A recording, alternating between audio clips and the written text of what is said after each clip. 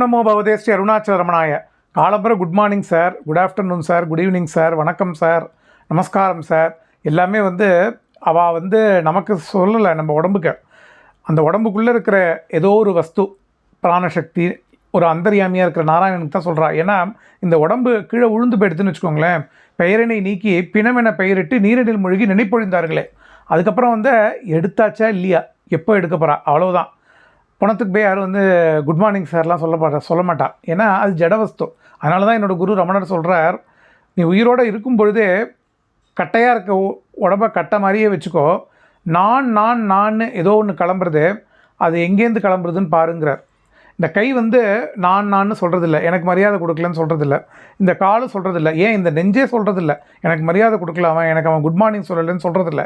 ஏன்னா இந்த நெஞ்சுக்கு இது ஒரு தசைகளால் ஆனது, ரத்தத்தினால ஆனது. இது ஒன்றும் சொல்லாது, இதுவும் ஜடவஸ்து தான்.